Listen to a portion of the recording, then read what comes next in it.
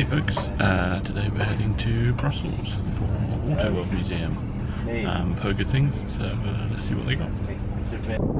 I appear to have made it to Autoworld after hemming my way across Brussels on their tube system, so this is quite grand.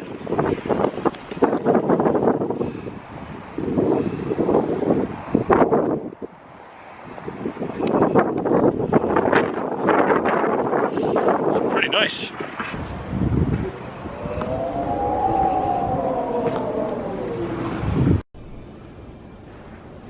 This is it as we get in.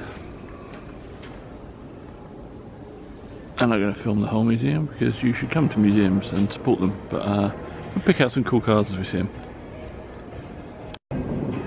Even in the beginning, American cars were a lot bigger than European cars.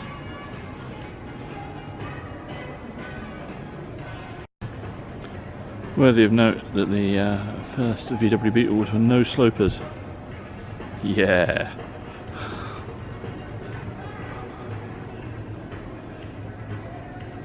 Very cool. What's this? This is the future in 1916. That's an American electric car with a 150-kilometer range. Yep. Nothing new under the sun, my friends. Nothing new under the sun. I'm not going to say this too loud around here, but I've seen a couple of these come up on the Bon coin, needing restoration for not crazy amount of money. I think you can make a pretty cool rod out of them, like definitely roadster style. Chop down the screen a bit, wheels and all that. It's already smoothed, so yeah. But I'm sure I will get lynched if I ever do it. But it would be pretty damn cool. There's an interesting thing. There's a range of cars here, early cars, that were designed in Belgium and built here, but I'm assuming. And there's a bunch of manufacturers I've never actually heard of, so that's quite a fascinating thing. I guess that's why you go to the national museums of various countries. You get to see bits of history that you wouldn't ordinarily see. Well, here's an avenue of retro goodness from the 60s onwards. We took the Saab we just saw, white Volvo Amazon, wonderful. This Auto Union is really nice. I thought it was a Sunbeam from a little further away, but it's an Auto Union 1000 SP Cabrio. Very, very cool. Never seen one of those before. This Matra is pretty interesting, considering this is, I guess, early 70s. Okay, so that's 1971, there we go. Some of that space age styling, that and the NSU are a good pair of partners. And then for the ultimate spaceship styling, the Citroen SM Maserati. Wonderful styling, interesting engine choices. Renault 5 Turbo, always a favourite. Very clean Mark 1 Golf. Slightly flat tyres. I don't know if it was this Alpine Renault A211, but I saw one of these racing at Le Mans Classic, and it was an impressive little beast. But talking of impressive beasts, oh my god, it's so good. It's so good. If anybody wants to know what to get me for my birthday, which is in April by the way, this will do. Just come over here and pick it up, and you can bring it to Goodwood, it's fine. Second one of these, I've seen in a week. That's what happens when you do too many classic car things. Still no less impressive. A great little car. I think the seat, I don't know how well you can see it on the video, but the seat is insubstantial and there is not much cockpit. I should imagine it was mildly terrifying. Talking of mildly terrifying, here's a quick history of racing cars. Terrifying. Pretty terrifying. No, still terrifying. Oh no, it never gets any less terrifying.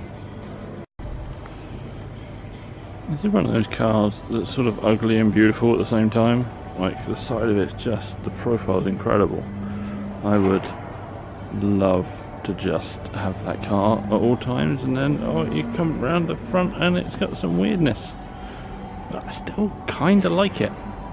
Oh yeah, 250 Ferrari and some other stuff. Very, very good. Ooh, this almost looks a bit like the Goodwood stuff, but I should imagine circuits of all sorts were like that at the time.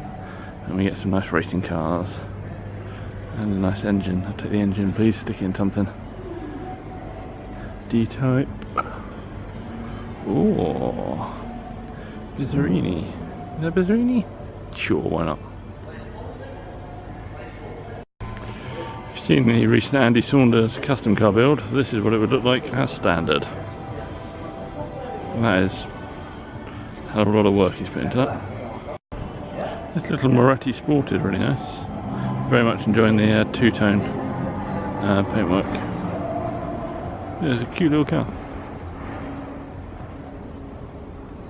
I've seen other Morettis, but not one of these. So probably rare as hen's teeth. And $1 billion. I'm a sucker for concept cars, and this is the Italdesign Aztec. It appears to be, I think, essentially an Audi 80. Judging by the thing, it says 250 horsepower on the side, and then the sign says 200 brake horsepower. I don't know if those two things are supposed to be related, but whatever. Oh look, a Lamborghini Espada. Not something you see every day, unless perhaps you own one, or you own a garage that specialises in Lamborghinis. This is the basically the main hall of the museum. There's a few little bits at the back, but it's kind of here and then on this mezzanine all the way around, and this grand building we're in. It's pretty sweet. This area here has different exhibitions through the year, but the exhibition that was here is just finished as I've arrived. But que sera. So, you know, there's a lot of car museums in the world, but this is one of the pretty good ones. It's a great range of cars. The history of the automobile downstairs is really nicely laid out. There's some music going to be playing in a second. Here it is. And the kind of cars they've picked are really interesting and diverse. Like, I've been to museums, they just want to show you supercars and things because that's kind of what people want to see. They don't see them all the time. And then next to that, it's like completely mundane cars because that's what they want to remember having. Whereas this has got like a nice mix of all sorts of stuff, and it's got some racing cars in here. It's a good quality museum. I would recommend it. So if you find yourself in Brussels with a few hours spare, just pop over here and have a look at some cool cars. See you soon. Like, subscribe, and all of that. So this counts as bonus footage? Probably not, because it's more of me. Anyway, just want to say it only took a couple of hours to get here from London to St Pancras. It was really easy. Equally, if you're in Europe, it's easy to drive to. There's car parking at the thing.